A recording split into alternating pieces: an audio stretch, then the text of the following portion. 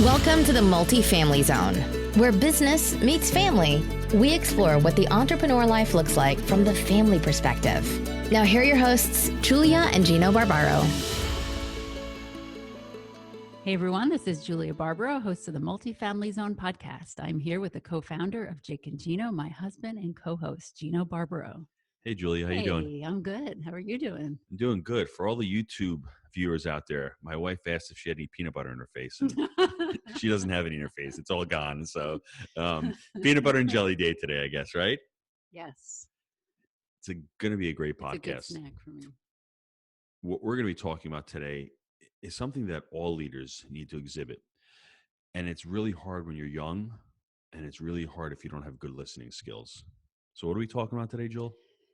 So I wanted to talk about empowering questions because we talk about communication a lot. We talk about listening, paying attention to the other person, how we're responding and everything. But then what? Sometimes we get caught and we're not sure what to say next. So when I'm listening to you, am I understanding you? And how is it that I can ask you a question to get, clarity? You are going to get clarity, but so am I. So let's define what an empowering question is. Number one, an empowering question is a thought-provoking, open-ended, challenging question that allows people to look for answers and opportunities. Now, from life coaching, that is one of the tools in the toolbox to get the coaching arrangement, the agreement off with the potential student or prospect. And you start out with empowering questions. Now, an empowering question is open-ended. So it's not a question that's a yes or no. That's closed-ended. An open-ended, what, who, how, where. A question with why can also be open-ended, but sometimes the question why seems judgmental, especially when we're asking our kids, why did you do that? Or even our spouses, right? Sorry to cut in, but hold on. Well, you're going to say, why'd you say about the peanut butter? That's right. Exactly. So, we tend to talk about our kids, but I just want to put this out there that, when we're talking relationships with our children, it's all the same. Relationships with our kids, relationships with our spouses, our parents, even if we're older, our parents, our siblings, all relationships are similar, and it's usually how you can control yourself, right? Mm-hmm. If we're having a problem with just about everyone out there, it could be us that's the problem. So maybe we need to rethink how we're approaching people. And my favorite line I always share this with my wife. She's probably going to punch me when I say this, but what people say is about them. What you hear is about you. So pay attention to what people are saying. Don't go off, and it's part of listening. Don't go off by thinking that you're understanding something from the other person's side. That's an interpretation. That's what we call one of those energy blocks. You're interpreting what they're saying. No, really find out.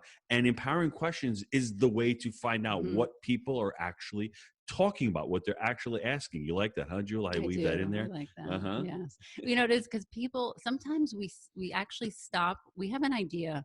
We ask someone what they think. They don't seem like it's a great idea, and we actually don't do it, and that's the moment where it's like, okay, if you have this great idea, you're trying to accomplish something, you want to maybe even change your career, something life-changing, you have someone that you maybe want to marry, and you're asking someone their opinion, and they don't seem really interested in that, find someone else to ask, right? Mm-hmm.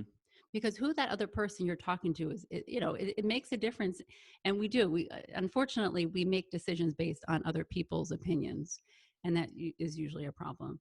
Sometimes it's a good idea to ask a wise person, of course, but we usually know the answers. So I want everyone out there to Google the word tactile empathy, because tactile empathy and having empathy for others, putting yourself in somebody else's shoes and seeing the way they're looking at it. And I'll give you an example with what's going on in COVID-19. It's very difficult right now that we're going through this. We live in Florida. There's not much going on down here. It's pretty quiet down here. There aren't that many people infected down here.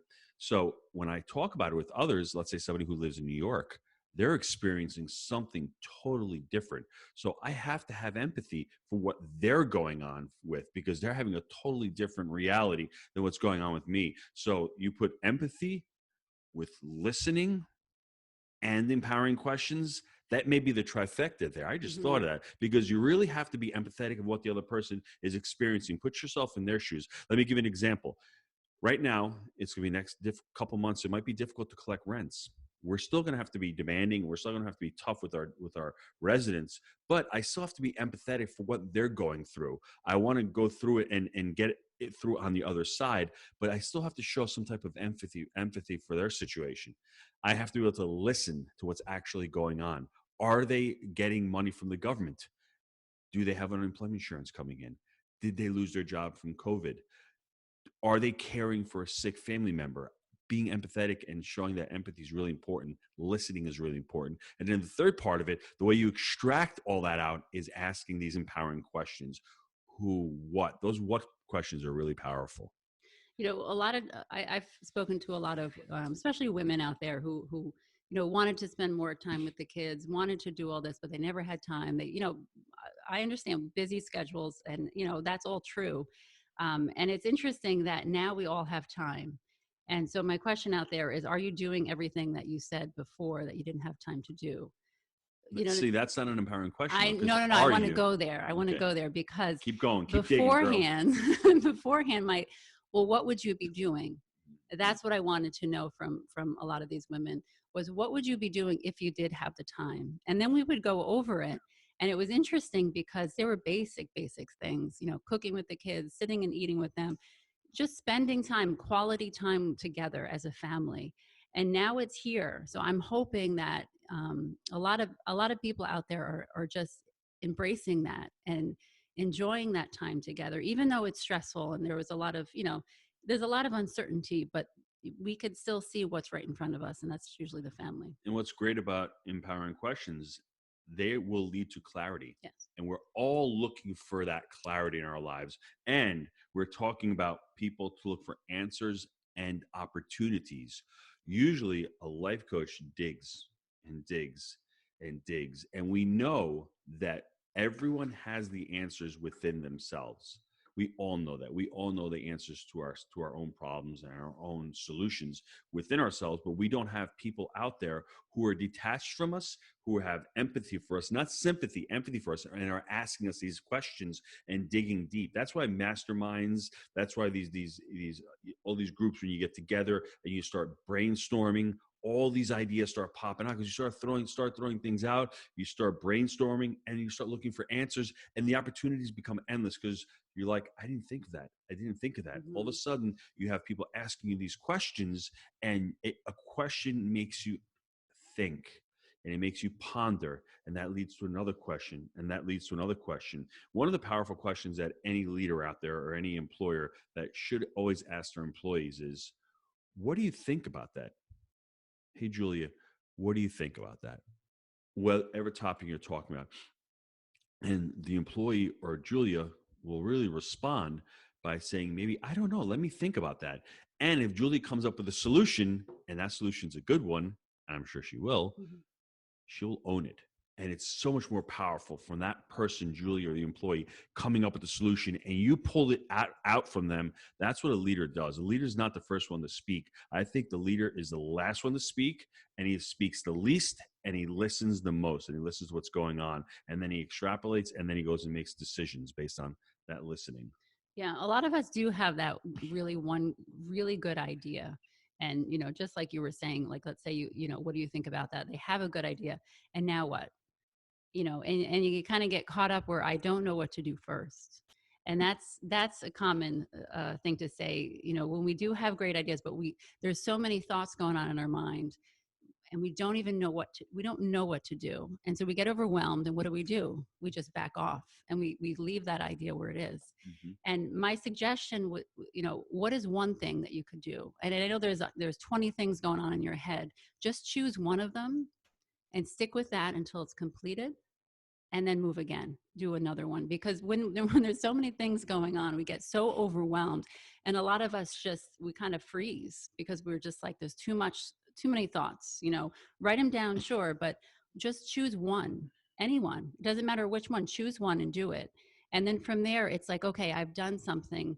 Let me continue. Well, now you're asking yourself, what's the next thing I could do?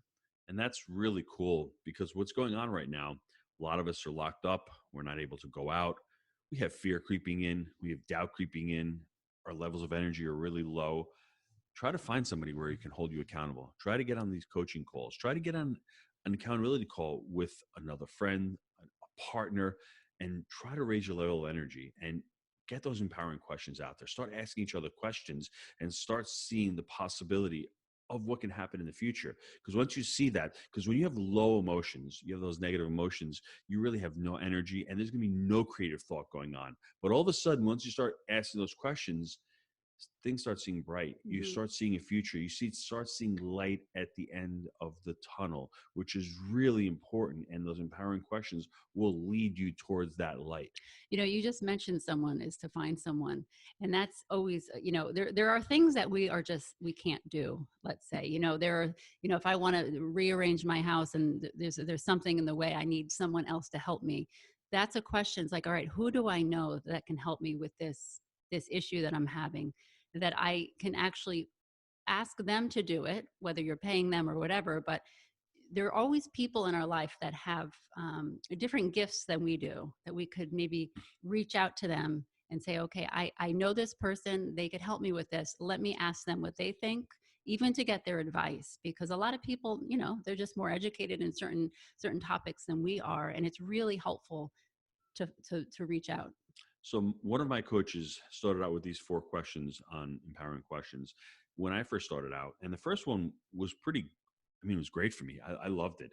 He asked, what frustrates you about your life or your business? And this is when I was at the restaurant. And I never really thought about it, but what really frustrated more than anything about my business, about my restaurant, is that I worked on the weekends, is that I worked on the holidays. I didn't mind working hard. I didn't mind working long hours. I just didn't like working when everyone else wasn't. So right then and there, I knew my core. I knew my values. I knew that I needed to leave. And it didn't happen overnight. I needed to work for it. So I want everyone to stop and think about it for a second. What frustrates you about your life and about your business? And that will lead to clarity. And for me, I started buying multifamily and I started partnering with Jake. And multifamily is during the week. And then ultimately we began Jake and Gino. And then all of a sudden I had to start working some more weekends. So time out, conflicting with my values. So I went back to it. I don't want to live that life where I'm away every weekend speaking. So I actually cut that back, did another thing, included my family. Have my wife come with me on trips now, have my kids come with me on certain trips right now, so I can incorporate that. So I challenge everybody out there. The first question, what frustrates you about your life or your business? So I have another question. What has the fear of failure stopped you from doing? And that's Ooh, such that's a good one. it's a good one. And it's so common, because when we're afraid of something, we just shut down. The most of us, I would say, right? So fear of failure can be very simple. Yes. If you want to ballroom dance and you say to yourself, I want to go ballroom dancing, I'm going to take some lessons. Somebody might stop and say, Yeah. I'm going to look like a complete idiot. Absolutely. I looked like a complete idiot for We a few did that. months. Even my wife looked great, graceful, beautiful. I didn't look so good, but I powered through it. And I said, I want to learn because I want to be able to dance at our wedding. And by the way, we rocked it. But it's another story for another day. But I didn't have these tools back then. But what is the fear of failure? So what if I look foolish for a couple of months? At least knowing that and diagnosing that and putting that out there, the fear of failure, getting into multifamily. What's the fear of failure? That I'm going to lose money? We all lose money in a lot of ventures. Am I going to look foolish in front of my friends? Okay. Am I just grasping at straws? I don't think I can do it. Self-sabotaging. Really dive down deep and see where those fears are. That's a great question. I love that one. Fear. I look at like failure as something so good, because it's like, okay, I tried it, I looked bad, and now what? Now what am I going to do? Am I going to back off and never do it again because I was just, I looked that bad? Or am I just going to keep going and get better every time? You learn so much when you fail. You really do. And like kids show us that, is that they just do not stop. When they try something, they just keep, think of a toddler trying to walk. They fall and they slam down all the time, falling on their heads all the time, but they constantly get up and try again. They look, they're adorable because they're little, but when we do that, we're not as adorable, but they just keep at it until they master walking. And that's something that we should do. There's a book written by Ken Blanchard. It's called Know, Can, Do. It's a great book. And what this book is all about is how to learn, because a lot of us think we're going to get into a venture and become really good. It comes back to the fixed mindset, the growth mindset. It's spaced repetition. It's really practicing and really working on something to be able to become a master at it. It takes a lot of work and a lot of effort.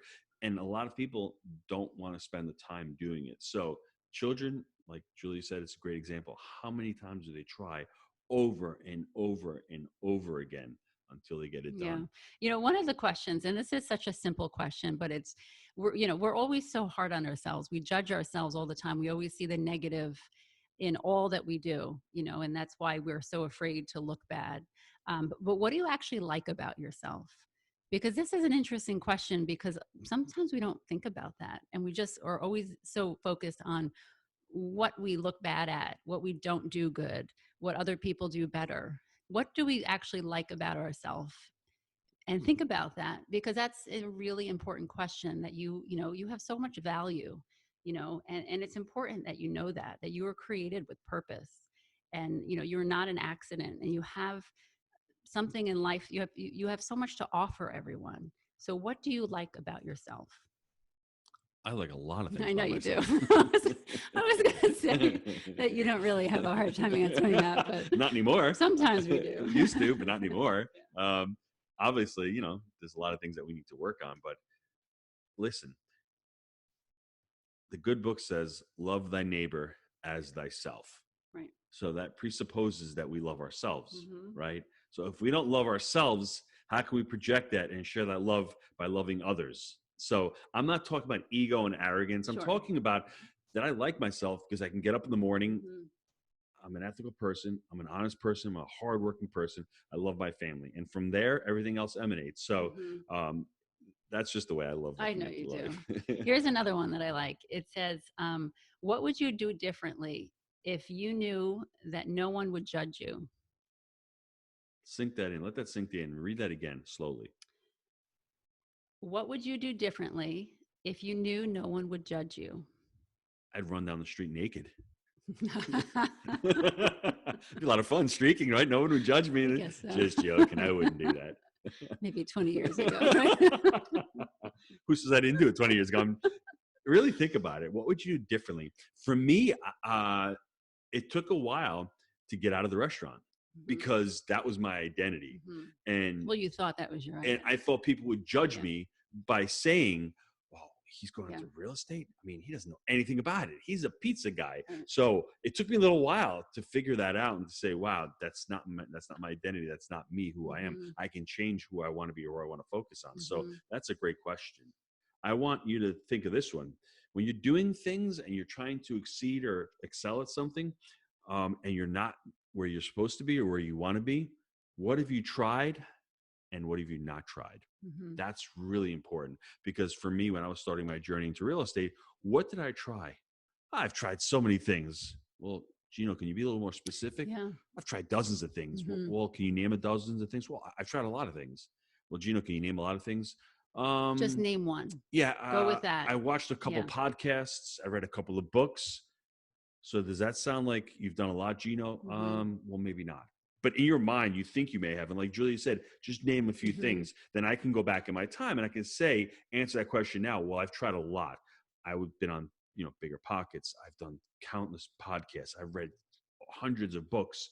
I've read articles. I've underwritten deals. I've talked to brokers. I've analyzed markets. Now, those are things you've tried. But what haven't you tried also is really important, because those are the things that you can focus on also. Yeah, that's true. And, when we're talking to each other, a lot of us we can explain ourselves very easily. If something's not right, I can explain myself. I can be like, this is bothering me. Maybe a kid, they have more of a difficult time explaining themselves. And that's where this really comes in handy. And even a lot of us adults, we do have, maybe we say we're upset at one thing, but really it's something else. That's very common. We'll just all deny that that's true, but it is very common.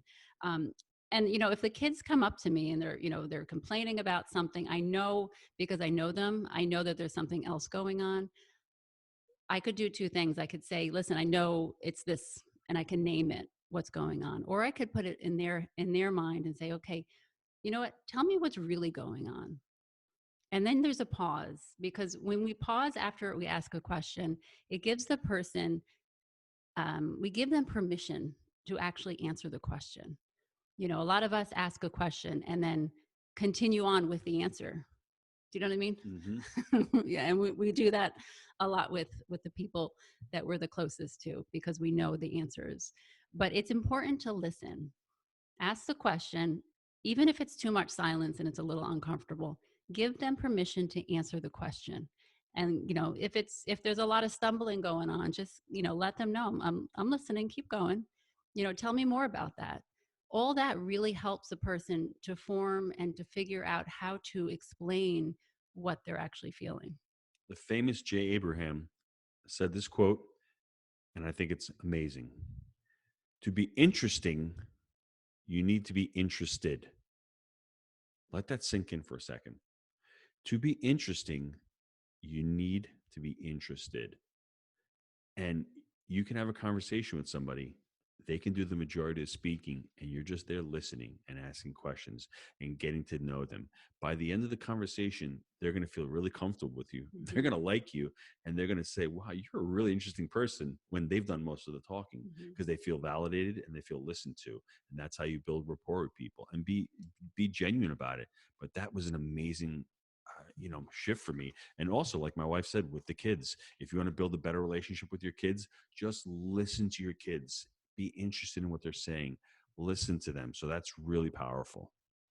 You know, even, you know, I've talked to a lot of people in interesting relationships, and you know, in over our life, you know, you always know someone who is in not so good of a relationship, and everyone else knows it except for that person, and it's a little awkward. Um, and I asked the question, you know, what are you putting up with in your relationship? And I let them answer the question, because then they realize that, you know, I'm not telling them they're not in a good relationship. I'm letting them figure it out and tell me. We all have answers inside of us, right? Yeah. And that's Yes. a really important type of question to ask, because when we're in a situation and we're so blinded by it, if a person's coming to you and telling you what's going on, or if a person's coming to you and asking you what you think is going on, it's two different things. And it's really amazing, because when somebody says it themselves out of their own mouths, it's so much more powerful. They own it, as opposed to you telling them. If they say it, and that's why it's important in the relationship with coaching, they have to make the call. You have to set the appointment, but they have to pick up the call and take that action. It's the same thing when you're in a relationship, that person is abusive, that person doesn't respect my time. If you're telling them that, it's so easy to diagnose somebody else's problems looking from the outside in. You have to ask those kinds of questions to pull that information out. It's really important. I think one other question before we get to the break. Julia mentioned this, but I think this is really important for everybody in business. The book, Gary Keller, The One Thing. What is the one thing that you're trying to accomplish? Now, I wasn't sure if I was listening before, and I wasn't sure if my wife asked that question. I'm just reiterating that. You mentioned it. You know, it. it's funny. I have never actually read the book, but a lot of people are like, oh, you read the book? I'm like, I don't know. No, I haven't, but I'm just assuming. So get clear. And that's what empowering questions allow you to do. What is the one thing that you are trying to accomplish? And every specific action that you take has to go towards accomplishing that one thing. Right. And if something's stopping you, the question is, what's stopping you? That's a big question. Let's take a quick time out to hear from our sponsors. Gino, I know a lot of our listeners are wanting to take their multifamily investing business to the next level. I know that you've been hard at work helping Jake and Gino students do just that using our framework. Can you explain to the listeners how they can get our help? Guys, we've been hard at work growing our community of like-minded investors, and the results of our members has been nothing short of incredible. We're looking to grow this amazing group. What we're looking for is those who want to follow our proprietary framework that we've created. Buy right, manage right, and finance right. Leverage our connections, education, and mentorship as ways to take your business to the next level. So if you're interested in finding out more about how you can become a part of our amazing community, apply to work with us at jakeandgino.com/apply. Now, this is my favorite part of the show, because I'm going to give you some questions for multifamily. A little bit of business here. Go ahead, my wife. What are you trying to say? I don't know. She's trying to make fun of me with the business. I have to weave some business in it because it's really important. And this is when you're buying a multifamily property, these are questions that you're going to ask the seller. Big shout out to Bill Ham, Jake and Gino coach. Amazing guy. Came up with, he has the acronym SPY, SPY. That means it's the seller, it's the property, and then it's you. In that order. You need to find out what the seller is doing and why he's selling the property. Then you have to figure out the property itself, what's going on with the property, how you can figure out that situation, and then it's you. You're the last one. You're the least important. You're trying to find out about the seller. So the first question you ask the seller, very simple, and it's not judgmental when you use it this way. Mr. Seller, why are you selling? Simple question. There can be hundreds of reasons. I'm burned out. I've got a better opportunity. I'm moving out of state. I've got, health concerns. I'm retiring. Whatever it may be, that's an important question because that's all about the seller, and you're trying to see how you can solve that problem. The next thing, what are you going to do with the proceeds, Mr. Seller? Now we're getting into a little bit of possible owner financing where the seller may hold some paper. I know my wife is starting to get a little antsy because she's like, uh-oh, too much real estate. But this is important. What are you going to do with the proceeds? If the seller is going to do a 1031, well, hey, you have a little bargaining there because there's little time constraints going on there. If the seller is just going to take the money, go on vacation, one thing. If the seller is going to take the money, deposit in the bank, that's another thing. So find out what the seller is going to do with the money. The next one is, could you tell me the story of the property? That's a great question. Let the seller rip it off. Oh, my uncle built the property. I inherited it. Is there emotion in that property? Did I get it from my grandpa? Or did I buy this property and it's driving me nuts? There's so many, hard tenants on this property, or I just love this property and I'm just moving on. Can you tell me the story of the property? Paint me a picture of the story of the property. The next one, how long have you owned it? And do you have other assets? How long have you owned the property, Mr. Seller? I've had it 10 years. Do you have any other assets? Yeah, I've got a couple more properties. That's great because when you sell this property, possibly we can do a deal on the next property. And the last one is, what type of financing? Do you own the property outright? Do you have a lot of equity? Do you have it with a community bank? Do you have agency financing? Find out what type of financing on the property. That's great. It sounds like you're just building a relationship. So the person comes back and trusts you, remembers you, right? Am I right? Yes, I think it's about empathy. No, it's important. I think it's that three framework, that trinity that we had mentioned in the beginning. The empathy, you're trying to put yourself in the seller's shoes. Why would he be selling this property? Right. I want to buy it, but why is he selling it?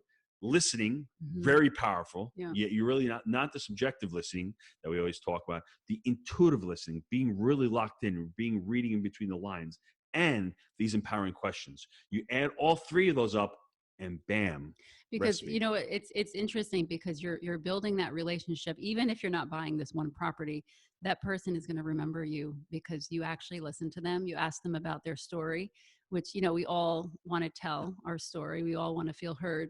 And so by doing that person, that realtor, whoever that buyer, that seller is going to remember you. And I think that's so important because you are authentic and you're real, and that's what people crave. And I challenge all the real estate investors out there.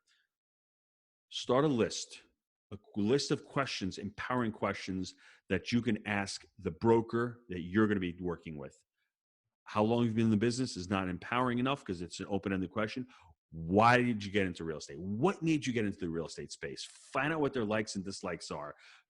There's 5 or 6 questions that you can ask out there and let the broker speak, because brokers are all about have the listings, they have the relationships. You want to get to know them and get to know them a little bit better, and maybe not always speak about real estate.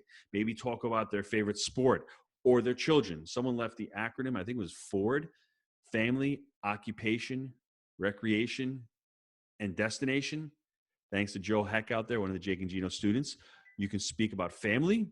You can speak about your job. You can speak about going out when you go on vacations. You can speak about what your hobbies are. Focus on things that you can find a relationship with and a correlation with that other person, and be genuinely interested in that person. Listen to them.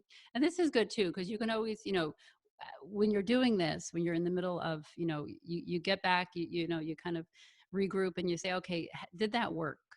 and you kind of can customize your own way of dealing with the realtor or dealing with the person. What have you tried? What worked for you? Because we all have different little gifts that are, we're better at storyteller, we're better at explaining certain things, which is good and important. So I just want to leave everyone off by saying that it's a hard skill. It's taking me years and years and years to work on empowering questions. And the better you become in empowering questions, the better leader you're going to become, the much better negotiator you're going to become, the much better at creating relationships and actually enjoying relationships and actually enjoying to speak to people. And you'll become a much better networker. Everyone wants to network. That's what real estate's all about, building that relationship and networking with people. Well, if you learn how to ask empowering questions, and it's practice like any other skill, you're not born with empowering questions. You're not born as a salesperson. You're not born as a parent. We've been doing it for 20 years and we still got a lot to learn. So it's always learning, refining it, and practicing it. In the show notes, we're going to leave a bunch of questions, of empowering questions that you can use when you're dealing with other people. Yeah. And, for my side, I want to talk about really just the family relationship and that friends and all that too. Because it, again, like Gino said, it doesn't just, you just don't read them and figure it out and like, oh, I got this. It does take time, and it's actually a lot of effort because it's a lot of patience. You need a lot of patience, especially with talking to certain people, because it's kind of a lot of pulling out questions. It's like, tell me more about that. I want to hear more about that. And it is kind of exhausting to sit and listen, right? Would you agree with that? I'm going to give a shout out to my son, Michael. Guns N' Roses, just a little patience, right?